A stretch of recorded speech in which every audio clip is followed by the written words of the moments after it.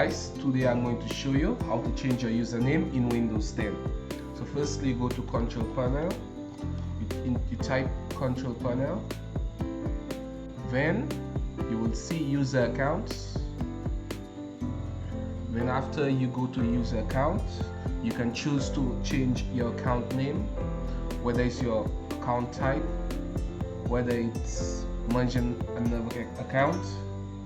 So right now we are changing your account name.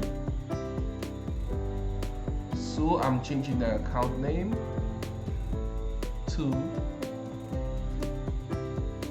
Sharks.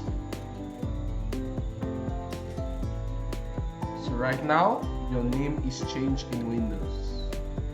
Thank you, and please subscribe to my channel.